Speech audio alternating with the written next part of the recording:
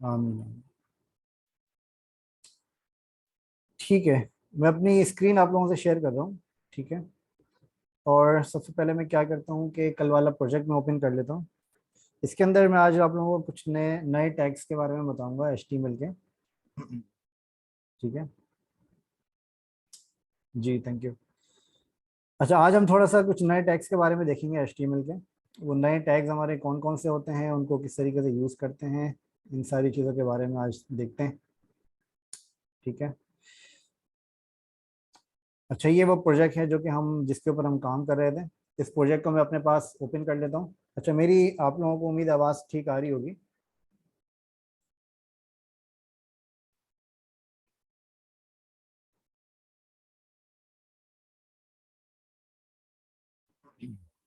Okay, thank you.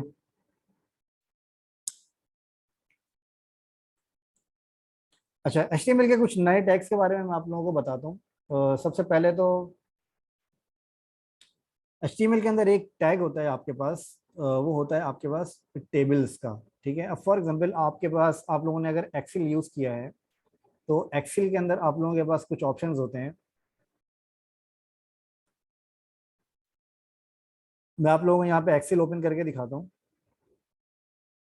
जैसे आप लोगों ने ये एक्सेल यूज़ किया है तो एक्सेल के अंदर कुछ ऑप्शंस आपके पास होते हैं। ठीक है, ये ऑप्शंस आपके पास, इसको हम क्या कहते हैं, इसको हम कहते हैं सेल्स। अगर आप लोगों ने अगर एक्सेल यूज़ किया है तो ये जो एक बॉक्स आपको नज़र आता है, इस बॉक्स को हम कहते हैं सेल्स। और ये जो पूरा आपके पास एक सेक्शन आ रहा होता है, इसको हम कहते हैं कॉलम। ठीक है, और ये वाला जो हमारे पास सेक्शन आता है, इसको हम कहते हैं रॉ। ठीक है, तो ये वाला जो आप लोगों के पास ये जो आपके पास एक्सेल के अंदर इस तरह की जो चीज़ें होती हैं, इसके अंदर फॉर एग्जांपल अगर आप लोग यहाँ पे इन टेबल्स को अगर आप मर्ज करते हैं। ठीक है, अगर आप इन टेबल्स को यहाँ से मर्ज करते हैं तो तो ये मर्जिंग वगैरह जो है आपकी होती है, ये भी आपकी एक टेबल्स के अंदर ही हो रही होती है। ठीक है, फॉर एग्जांपल आपके पास यहाँ पर ये कॉलम्स मैंने यहाँ पे सिलेक्ट किए, और इन कॉलम्स को अगर मैं यहाँ पे मर्ज करना चाह रहा हूँ, मर्ज का ऑप्शन इसके अंदर आता है, मर्ज सेल्स, मर्ज ऑल। ये कॉलम्स अगर मैं आपस में मर्ज करना चाह रहा हूँ तो ये सारे कॉलम्स मिलके एक कॉलम इसका ये बना देता है। ठीक है, तो ये आपका एक कॉलम हो जाता है। अदरवाइज आपके पास क्या हो रहा होता है, अदरवाइज आपके पास ये होता है कि ये आपके पास अलग अलग सेल्स होते हैं जिनको आप अलग अलग तरीके से यूज़ कर रहे होते हैं। ठीक है, अगर आपको फॉर एग्जाम्पल कोई डेटा बनाना है, कोई अकाउंट्स की शीट बनानी है, या कोई भी आपको कोई चीज़ें आपको लिस्ट डाउन करनी है, तो उनके लिए आप इन टेबल्स को यूज़ करते हैं। अच्छा, इसी तरह के टेबल्स अगर आपको HTML के अंदर बनाने पड़े तो वो आप कैसे बनाते हैं।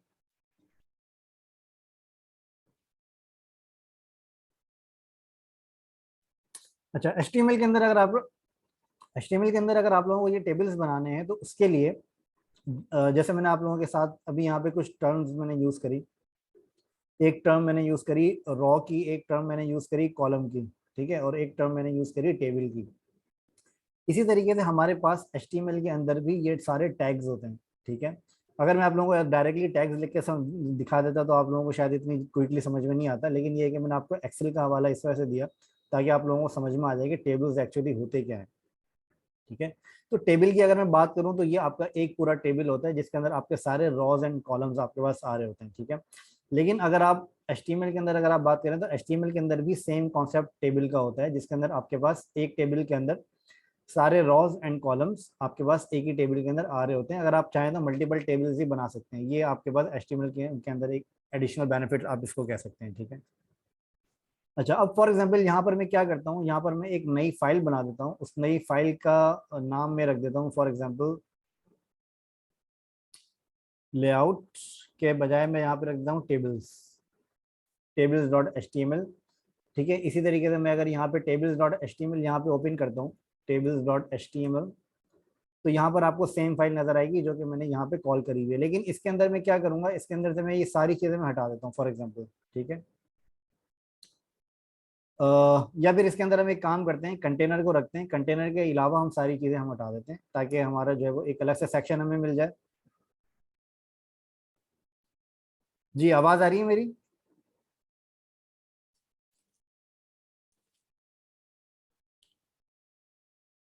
जी, मेरी आवाज़ आ रही है आप लोगों को। जी आ रही है हमें तो। ओके, मुसर्रत शानी, आप जो है अपना चेक कर लें, अपने एक दफ़ा जो आपका हेडसेट वगैरह है उसको एक दफ़ा चेक कर लें, उसके अंदर शायद कोई प्रॉब्लम होगी। अच्छा एनीवेज मैं यहाँ पे इसको कंटिन्यू करता हूँ। अच्छा फॉर एग्जांपल यहाँ पर क्या होता है कि यहाँ पर हमने यहाँ पे एक अलग से हमने यहाँ पे एक कंटेनर सिर्फ हमने यहाँ पे लिया हुआ है, और इसके अलावा हम ये सारी चीज़ें हम हटा देते हैं, हेडर वगैरह सब कुछ हम हटा देते हैं इसका, ठीक है। तो इसके अंदर हम यहाँ पे एक कंटेनर लिया है, और इस कंटेनर के बजाय इस कंटेनर के अंदर हमने यहाँ पे सिंपल एक टेक्स्ट लिखा है। फॉर एग्जाम्पल टेक्स्ट हमने लिखा है H1, this is my first table, ठीक है। ये टेक्स्ट मैंने यहाँ पे लिखा, और ये टेक्स्ट लिखने के बाद मैं यहाँ पे इसको रिफ्रेश करता हूँ तो आपको यहाँ पर एक नजर आएगा टेबल। अच्छा ये क्लास भी मैं हटा देता हूँ, इसकी वजह से मार्जिन टॉप आ रहा है। यहाँ पे आपको लिखा हुआ नजर आएगा this is my first table, जो कि मैंने सिंपल H1 के अंदर फर्स्ट टेबल यहाँ पे लिखा है, ठीक है। अच्छा टेबल बनाने के लिए आपके पास जो टैग होता है उसका भी नाम आपके पास टेबल होता है, ठीक है। और अच्छा ये आपका होता है टेबल, और इसको हम कहते हैं, और जो हमारी रॉ होती है, एक रॉ हमारे पास होती है, जो हमारी रॉ होती है उसको हम कहते हैं TR, ठीक है। TR रिप्रेजेंट करती है हमारी रॉ को, और फिर इस TR के अंदर आपको कितने कॉलम्स बनाने हैं, मतलब फॉर एग्जांपल यहाँ पर आपको अगर आप यहाँ पे नोटिस करें तो यहाँ पे आपके अलग अलग सेल्स बने हुए होते हैं, ठीक है। अब फॉर एग्जांपल आपके पास ये एक टेबल बना हुआ है, इस टेबल के अंदर आपके पास एक बना हुआ है टाइटल, एक बना हुआ है आपके पास नेम, एक बना है आपके पास फुल नेम, एक यहाँ पे आपने टेबल बनाया एड्रेस, और एक यहाँ पे आपने एक और कॉलम बना दिया फॉर एग्जांपल ईमेल एड्रेस,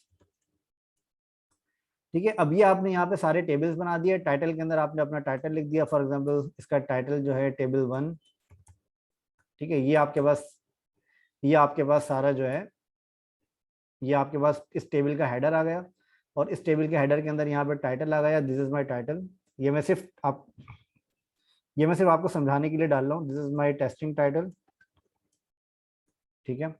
इसी तरीके से अगर आप यहाँ पे नेम देखेंगे तो नेम में आप यहाँ पे फॉर एग्जांपल यहाँ पे जो मेरे पास अभी स्टूडेंट्स हैं उनके मैं नाम डाल देता हूँ। फॉर एग्जांपल एक है फैजान, हुसैन, और भी हमारे पास यहाँ पे स्टूडेंट्स हैं, उमेर, ठीक है। ये 3 नाम मैंने यहाँ पे डाल दिए अपने, ओके। अच्छा अब इसी तरीके से यहाँ पे फुल नेम के अंदर भी मैं यहाँ पे डाल देता हूँ इन्हीं के सेम नाम। फुल नेम के अंदर आप इनके पूरे पूरे नाम डाल सकते हैं। इसी तरीके से एड्रेस के अंदर आप यहाँ पे कुछ भी एड्रेस डाल सकते हैं। यहाँ पर आपके पास एक वेबसाइट होती है फेक नेम जनरेटर, ये आपको क्या करता है, ये आपको पूरे पूरे एड्रेसेस और पूरे पूरे नेम्स, इसके सैंपल नेम्स आपको यहाँ पे आपको दे देता है, जो कि आप इसको यूज कर सकते हैं, ठीक है। अच्छा ये मैंने यहाँ पे ऐड कर दिया, ठीक है। इन तीनों के मैंने यहाँ पे अलग अलग नेम और इनके एड्रेसेस मैंने यहाँ पे ऐड कर दिया, और इसी तरीके से मैं यहाँ पे ईमेल एड्रेस ऐड कर देता हूँ, फॉर एग्जांपल fazan@gmail.com, ठीक है। इसी तरीके से यहाँ पर मैं ऐड कर देता हूँ फॉर एग्जांपल हुसैन, इसी तरीके से उमेर @yahoo.com, ठीक है। ये आपके पास एक टेबल बना हुआ है, और इस टेबल के अंदर आपके पास ये सारा इस तरह का डेटा स्ट्रक्चर आपके पास बना हुआ है। अगर ये डेटा स्ट्रक्चर आपको अपने अगर अपने वेब पेज के ऊपर बनाना है, अपनी HTML पेज के ऊपर बनाना है, तो इस तरह का डेटा स्ट्रक्चर आप कैसे बनाएंगे। अच्छा इसके अंदर मैं आपको ये बता रहा था कि ये जो आपकी होती है रॉ, ठीक है, ये इसको हम रॉ कहते हैं, और ये रिप्रेजेंट करती है TR से। और ये जो एक हमारा एक बॉक्स होता है, जो एक सेल होता है हमारा, ये एक सेल हमारा होता है जो कि रिप्रेजेंट करता है TD से, ठीक है। रॉ को मैंने क्या बताया, रॉ रिप्रेजेंट करता है TR से, और जो सेल होता है वो रिप्रेजेंट करता है TD से, ठीक है। अच्छा अब फॉर एग्जांपल आपके पास ये एक रॉ है, अब इस एक रॉ के अंदर आपके पास कितने सेल्स हैं, 1 2 3 4 5, ये आपके पास 5 अलग अलग सेल्स हैं, जिनको आप यहाँ पर TD के, मतलब एक रॉ है आपकी, एक रॉ के अंदर आपके पास 5 सेल्स हैं। ये 1 आपका हो गया, थोड़ा सा मैंने जूम किया है आप लोगों को दिखाने के लिए। अच्छा ये आपका 1 हो गया, ठीक है। फिर इसके बाद यहाँ पे आपका एक और सेल हो गया, ये आपका एक और सेल हो गया, और ये आपके अलग अलग सेल्स हो गए। तो ये मेरे हो गए 1 2 3 4 5, 1 2 3 4 5, ठीक है। एक सेल इसके अंदर मैंने एक्स्ट्रा ऐड कर दिया, एक्स्ट्रा ऐड जो मैंने किया था वो मैंने रिमूव कर दिया, ठीक है। अच्छा ये हमारे पास एक टेबल हो गया, इस एक टेबल के अंदर हमारे पास ये एक TR हो गई, ठीक है। मतलब ये एक हमारी रॉ हो गई, मतलब ये एक रॉ है हमारी, ठीक है, जो कि रिप्रेजेंट कर रही है TR से। फिर इस रॉ के अंदर हमें कितने कॉलम्स चाहिए, 1 2 3 4 5, 5 कॉलम्स हमें चाहिए। हमने यहाँ पे 5 कॉलम अपने बता दिए, ठीक है। अच्छा 5 कॉलम्स के अंदर हमारे पास डेटा क्या क्या है, डेटा हमारे पास है फॉर एग्जाम्पल TD के अंदर टाइटल है हमारा, सेकेंड कॉलम के अंदर नेम है, और फुल नेम हमारा आता है थर्ड कॉलम के अंदर। फोर्थ कॉलम के अंदर एड्रेस आता है हमारा, और ईमेल एड्रेस हमारे पास आता है फिफ्थ कॉलम के अंदर। ठीक है, तो ये हमारे पास एक टेबल आपको यहाँ पे बना हुआ हमने यहाँ पे बनाया, जो कि एक टेबल आपका यहाँ पर आ रहा है। एक रॉ आपने बनाई, एक रॉ के बाद आपने एक उसके अंदर 5 कॉलम्स आपने बनाए। ठीक है, अच्छा अब जब मैं इसको यहाँ पे रिफ्रेश करता हूँ, मैं इसको यहाँ पे रिफ्रेश करूंगा तो आपको यहाँ पे नजर आएगा title, name, full name, email address और ईमेल एड्रेस। ये 5 कॉलम्स आपको यहाँ पे नजर आ रहे हैं। लेकिन ये आपको अभी जो नजर आ रहे हैं, ये आपको एज अ पैराग्राफ लिखे हुए नजर आ रहे हैं, मतलब इनके बीच में कोई भी आपको बॉर्डर वगैरह नजर नहीं आ रहा। लेकिन अगर आप यहाँ पे नोटिस करेंगे, अगर अगर मैं यहाँ पे एक बॉर्डर यहाँ पे अप्लाई कर दूं, फॉर एग्जांपल मैं इसको एक इसकी प्रॉपर्टी डिफाइन करता हूँ बॉर्डर 1, और मैं यहाँ पे इसको रिफ्रेश करता हूँ, तो आपको यहाँ पे नजर आएंगे ये सारे अलग अलग सेल्स। ठीक है, अब आपको ये पता चलेगा कि ये पैराग्राफ नहीं है, ये आपका टेबल है, और उस टेबल के अंदर ये आपकी एक रॉ है पूरी। ठीक है, इस एक रॉ के अंदर आपके पास ये अलग अलग कॉलम्स हैं जो कि आपने बनाए हैं अपने टीडी को यूज करते हुए।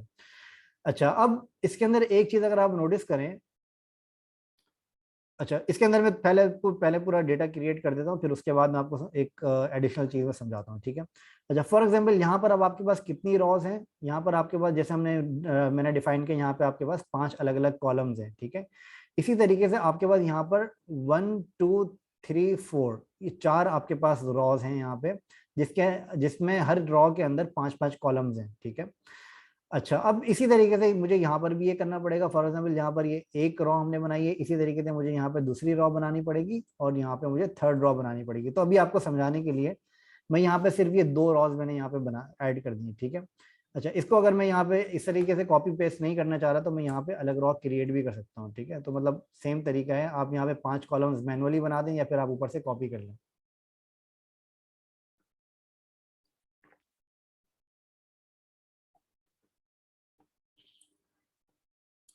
अच्छा, फिर इसके बाद क्या होता है, फिर इसके बाद ये होता है कि अब आपको यहाँ पे मैप करने हैं अपने अपने डेटा को। मैप क्या कैसे कैसे करना है आपको, मैप आपको ऐसे करना है कि जो आपकी फर्स्ट हेडिंग है, जो आपका फर्स्ट कॉलम है फर्स्ट रॉ का, ठीक है, उस फर्स्ट कॉलम के ही अंडर आपके पास फर्स्ट कॉलम सेकंड रॉ का फर्स्ट कॉलम, मतलब ये आपके पास फर्स्ट रॉ का फर्स्ट कॉलम है टाइटल। इसी तरीके से सेकंड रॉ का फर्स्ट कॉलम, जिसके अंदर आपको इसका टाइटल ऐड करना है। सेकंड रॉ का फर्स्ट कॉलम का मतलब ये है कि ये हमारे पास एक रॉ हो गई जो कि हमारी फर्स्ट रॉ है। ठीक है, पहली रॉ है हमारी। अच्छा, इसका जो कॉलम नंबर है वो है आपका फर्स्ट वन, कॉलम नंबर 1। ठीक है, जिसको हमने यहाँ पे एक एक के नाम से हम यहाँ पे जानते हैं स्प्रेडशीट के अंदर। इसी तरीके से अगर आप यहाँ पे रॉ 2 देखेंगे, तो रॉ 2 के अंदर फर्स्ट कॉलम आपका है जिसके अंदर आपका टाइटल आ रहा है। ठीक है, अच्छा फर्स्ट टाइटल आपका हो गया, फर्स्ट आपके पास यहाँ पे हो गई हेडिंग टाइटल की, और यहाँ पर उसके नीचे आपका हो गया टाइटल। टाइटल क्या होगा आपका, for example this is my testing title, यहाँ पर मैंने लिख दिया this is my testing title. इसी तरीके से फर्स्ट रॉ का सेकंड कॉलम क्या है, नेम, तो मेरा क्या होगा सेकंड रॉ का सेकंड कॉलम मेरा क्या होगा, नेम। नेम का मतलब क्या है, नेम मैंने यहाँ पे डाला है फैजान, इसी तरीके से मैं यहाँ फैजान डाल देता हूँ, और इसी तरीके से मैं यहाँ पे फुल नेम डाल देता हूँ। ठीक है, तो इसी तरीके से हम थर्ड कॉलम को थर्ड से मैप कर रहे हैं, फोर्थ कॉलम को फोर्थ के डेटा से मैप कर रहे हैं। ठीक है, एड्रेस हमने यहाँ पे ऐड किया ये। ठीक है, इसी तरीके से ईमेल एड्रेस मैंने यहाँ पे ऐड किया, ईमेल एड्रेस। ठीक है, अब अगर मैं यहाँ पे जाके रिफ्रेश करता हूँ अपना पेज, तो आपको यहाँ पे नजर आएगा title, name, full name, address और ईमेल एड्रेस। अभी हमने इसकी कोई स्टाइलिंग नहीं करी है, आप ये ध्यान में रखिएगा कि अभी हमने इसकी कोई भी स्टाइलिंग अप्लाई नहीं करी। स्टाइलिंग मतलब हमने अभी कोई भी इसकी सीएसएस अप्लाई नहीं करी।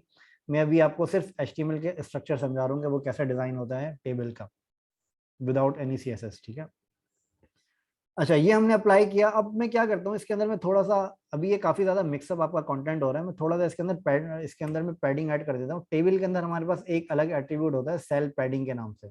ठीक है, इसके अंदर आप जो पैडिंग ऐड करेंगे वो आपकी सेल की पैडिंग होती है। अब जैसे मैंने यहाँ पे 8 पैडिंग ऐड करी, अगर मैं यहाँ पे 12 कर देता हूँ, तो सेल पैडिंग का मतलब ये है कि सेल की पैडिंग। सेल क्या होता है, ये हमारा एक सेल होता है। ठीक है, तो हमारा ये एक सेल है, जैसे मैंने आपको स्प्रेडशीट में बताया था कि आपका ये एक सेल होता है, इस बॉक्स को हम कहते हैं सेल। ठीक है, तो मैंने क्या किया, सेल पैडिंग मैंने यहाँ पे ऐड करी, मतलब जितने भी सेल्स हैं उन सब के ऊपर 12 पिक्सल की पैडिंग आ जाएगी चारों तरफ से। ठीक है।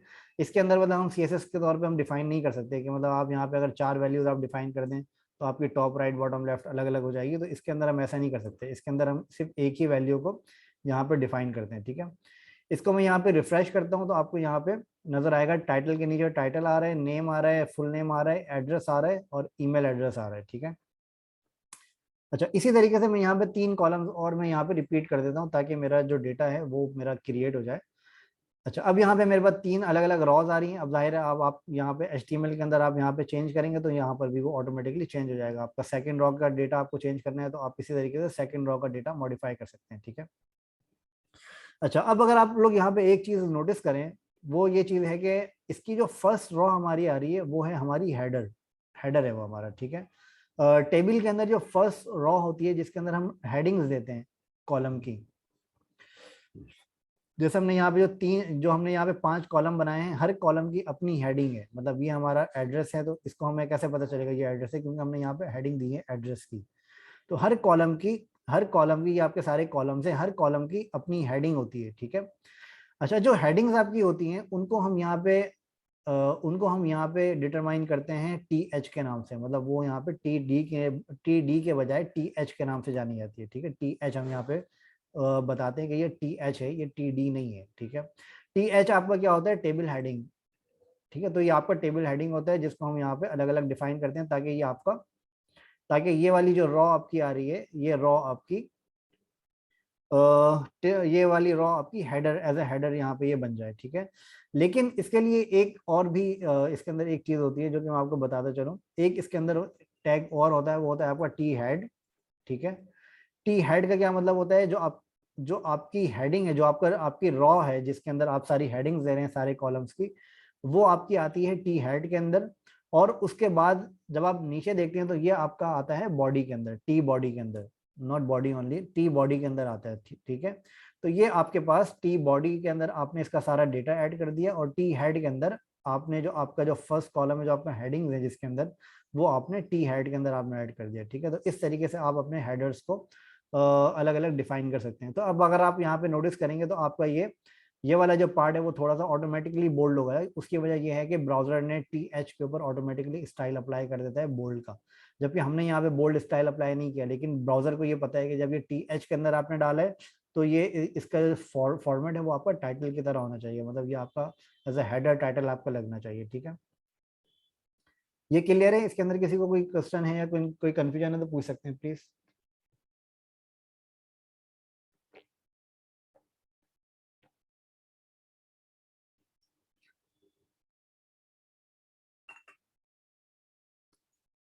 किसी को कोई क्वेश्चन नहीं है? All clear?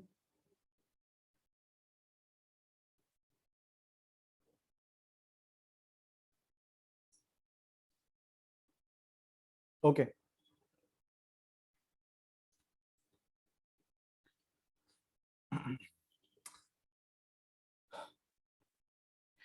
Okay, thank you. अच्छा, अब इसके अंदर कुछ और भी ऑप्शंस आपके पास आते हैं। फॉर एग्जांपल, जैसे मैंने आपको यहाँ पे दिखाया,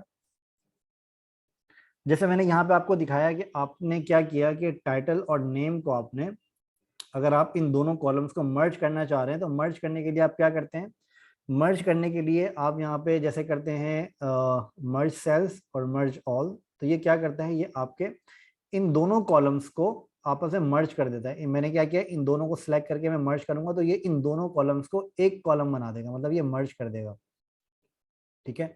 तो ये करने के लिए अगर आप इस तरह की कोई चीज अगर आप करना चाह रहे हैं तो इसके लिए आपके पास यहाँ पर एक ऑप्शन होता है रॉ स्पैन और कॉल स्पैन, ठीक है। रॉ स्पैन क्या करता है आपका, मैं भी आपको करके बताता हूँ। फॉर एग्जाम्पल, यहाँ पर मेरे पास एक this is my testing title आ रहा है।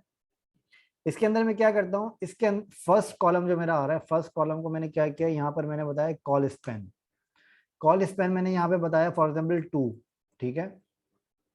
अब जब मैं यहाँ पर आके इसको रिफ्रेश करता हूँ तो आपको यहाँ पे नजर आएगा कि ये दोनों कॉलम्स आपस में मर्ज हो गए हैं। अब आप यहाँ पे अगर देख रहे हैं, ये वाले मैंने कॉल स्पैन किस पे डिफाइन किया, जो मेरी फर्स्ट रॉ है टी बॉडी की, उसके ऊपर मैंने डिफाइन किया कॉल स्पैन 2। तो इसने क्या किया कि इसने ये एक कॉलम को अब ये 2 कॉलम कंसिडर करेगा, ठीक है। तो अब इसमें क्या होगा, अब अब यहाँ पे आपके, अब ये आपका एक कॉलम नहीं है, अभी आपका 2 कॉलम का स्पेस लेगा, ठीक है। तो अब आपको यहाँ पे क्या करना पड़ेगा, अगर आप यहाँ पे नोटिस करें तो आपका एक कॉलम यहाँ पे एडिशनल बढ़ गया, ठीक है। वो क्यों बढ़ गया, क्योंकि अब यहाँ पे आपके 2 कॉलम आ गए और 2 के बजाय आपका ये एक और कॉलम बना हुआ है, जो कि आपको अब रिमूव करना पड़ेगा, क्योंकि पहले आपने ये टाइटल वाला एक कॉलम था और अब आपका एक कॉलम और आ रहा है, वो है आपका नेम का। अब नेम का कॉलम तो आपने मर्ज कर दिया, तो अब आपको क्या करना है, अब आपको नेम का कॉलम यहाँ से रिमूव कर देना है, क्योंकि अब आपने वो कॉलम यहाँ पे मर्ज कर दिया, ठीक है। अब जैसे ही आप नेम का कॉलम रिमूव करेंगे, वो ऑटोमेटिकली आपका डिजाइन जो है वो एक्यूरेट हो जाएगा। मतलब अब यहाँ पे ये 1 2 3 4 5 कॉलम्स है, अब नीचे भी आपके 5 कॉलम्स ही कंसिडर होंगे, ठीक है। फॉर एग्जाम्पल अगर आपने यहाँ पे 2 कॉलम्स को मर्ज किया है, तो अब आपको यहाँ पे 2 कॉलम के बजाय एक टीडी रखना पड़ेगा, एक टीडी का टैग आपको रखना पड़ेगा, ताकि वो 2 कॉलम जो आपका एक कॉलम जो आपका 2 कॉलम्स के तौर पे कंसिडर करे, ठीक है। तो इस वजह से आपको यहाँ पे एक टीडी रखना पड़ेगा 2 के बजाय।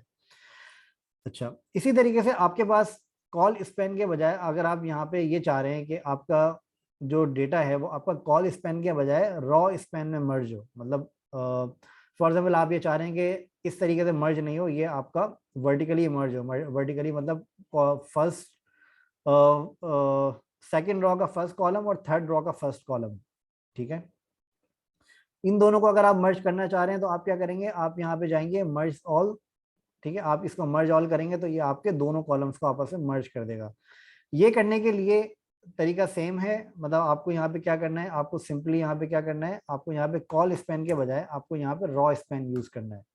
रॉ स्पैन आप यूज करेंगे, रॉ स्पैन यूज करने के बाद जब आप इसको रिफ्रेश करेंगे तो आपको यहाँ पे नजर आएगा एक एडिशनल, अब आपको यहाँ पे इसने, अगर आप यहाँ पे नोटिस करें तो आपने इन दोनों कॉलम्स को यहाँ पे इसने मर्ज कर दिया एक कॉलम के अंदर, ठीक है।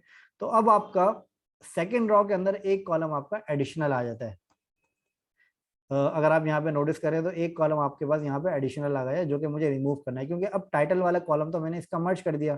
तो अब आपको क्या करना है, अब आपको यहाँ पर एक कॉलम यहाँ से टाइटल वाला रिमूव कर देना है, ताकि ये जो कॉलम आपस में मर्ज हो चुका है उसकी अब आपको रिक्वायरमेंट नहीं है, ठीक है। तो वो मैंने ऑलरेडी रिमूव कर दिया। अब मैं इसको रिफ्रेश करता हूँ तो अब आपको कॉल स्पैन और रॉ स्पैन दोनों आपस में मर्ज हुए हुए नजर आएंगे। मतलब रॉ स्पैन हमने पहले किया था कॉल स्पैन पहले हमने किया था कॉलम्स को मर्ज करने के लिए, अब मैंने आपको रॉ स्पैन मर्ज करके दिखाया है, जो कि अब आपका, अब इसने 2 कॉलम्स 2 रॉज आपस में मर्ज कर दी, ठीक है। ये क्लियर है, इसके अंदर कोई कंफ्यूजन है तो पूछ लें प्लीज।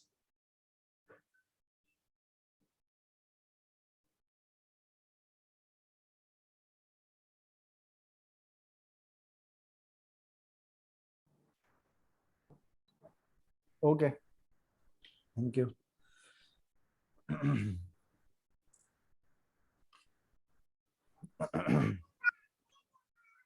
जी, किसी का कोई क्वेश्चन है? तुम्हारी वजह से क्वेश्चन भी पूछता है, तो कौन होगा, मैं ये सोचती हूँ पूछूं पूछूं। सॉरी,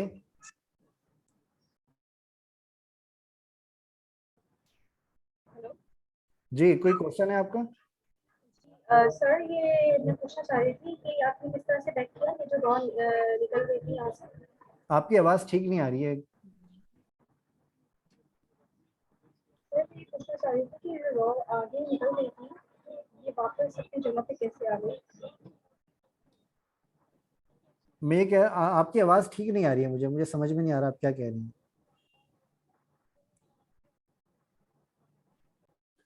आप ये कहना चाह रही हैं कि ये वाला अपनी जगह पर कैसे आ गया है, ये पूछना चाह रही हैं?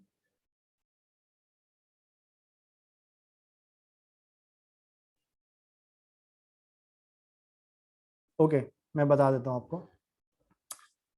अच्छा, अब इसके अंदर अगर आप नोटिस करें एक चीज, देखिए जब हमने अपने कोई भी कॉलम मर्ज नहीं किए हुए थे और जब हमने इसको क्या किया था कि फॉर एग्जांपल अभी हमारे पास इस तरह का डिफॉल्ट डेटा आ रहा है, ठीक है। इसके अंदर हमारे पास एक कॉलम ये आ रहा है और एक कॉलम ये आ रहा है, ठीक है। अब अगर हम इन दोनों कॉलम्स को आपस में मर्ज करना चाहेंगे तो इसका मतलब ये है कि हमारे पास वो एक कॉलम हमारा हो जाएगा। फॉर एग्जाम्पल जैसे हमने यहाँ पे मर्ज किया, जैसे अभी हमारे पास ये 2 अलग अलग कॉलम्स हैं, ठीक है। 2 अलग कॉलम्स का मतलब है कि आपके पास वहां पे 2 टीडी अलग अलग होंगे। 2 टीडी का मतलब है कि 2 टेबल डेटा आपके पास अलग अलग होंगे, जो कि आपका हर उसका जो टीडी आपका होता है वो आपका एक सेल होता है, ठीक है।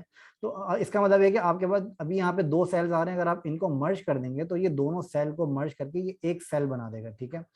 फॉर एग्जाम्पल यहाँ पे मैंने दोनों सिलेक्ट किए हैं और मैं इनको मर्ज कर देता हूँ। तो अब यहाँ पर जब आपने इसको मर्ज किया तो आपने यहाँ पर एक सेल इसका बना दिया, लेकिन वहां पर जब आप इसको मर्ज करेंगे, फॉर एग्जाम्पल जब मैंने यहाँ पे इसको मर्ज किया, अब मैं यहाँ पे इसको करता हूँ फॉर एग्जाम्पल कॉल स्पैन 2। तो कॉल स्पैन 2 का मतलब है कि अब ये वाला कॉलम और ये वाला कॉलम आपस में मर्ज होने जा रहे हैं, ठीक है। अब जब इन दोनों कॉलम्स को आपस में मर्ज कर देंगे तो मैंने आपसे क्या कहा कि मर्ज करने के बाद वो एक टीडी होना चाहिए, वो दो नहीं होने चाहिए, लेकिन अभी यहाँ पे दो टीडीज आपके पास अलग अलग पड़े हुए हैं।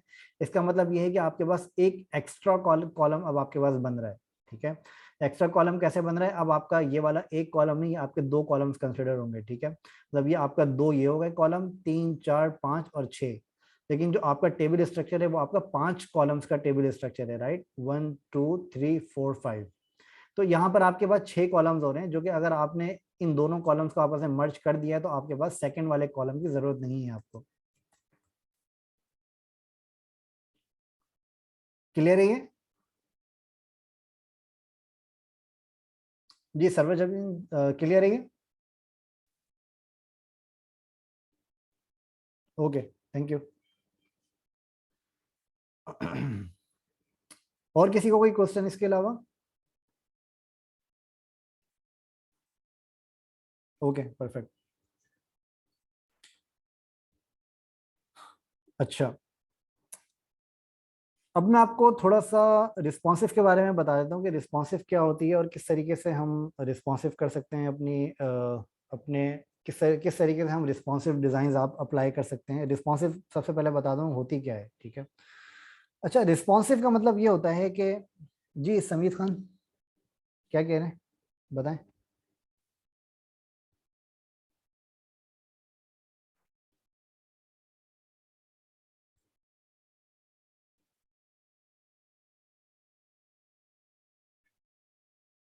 समीर कुछ कहना चाह रहे हो तो आप अपना म्यूट खोलो प्लीज।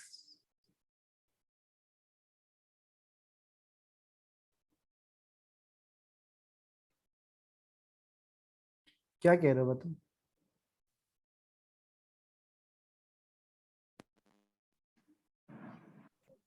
हेलो जी समीर पूछें, क्या कह रहे हैं। अविल भाई, मैं ये कह रहा हूँ कि ये टाइटल के बराबर में जो नेम लिखा हुआ था वो जी कहाँ गया। फुल नेम तो आ रहा है लेकिन उसका जो नेम है वो तो नहीं आ रहा। वो इसलिए नहीं आ रहा ना क्योंकि हमने दोनों कॉलम्स को आपस में मर्ज कर दिए। तो वो टाइटल के अंदर ही आ गया। हाँ वो मर्ज कर दिए ना हमने। अगर आपको नेम अलग से चाहिए तो आप मर्ज नहीं करो, मतलब अभी मैंने मर्ज कर दिया इसको, ठीक है। अच्छा, सही। जी दोबारा इसी को ज्वाइन कर लें प्लीज। जे एंड हो जाए तो दोबारा ज्वाइन कर लीजिएगा, ठीक है Hussain. Okay okay. Okay, mute कर दो आप अपने आप को समीर।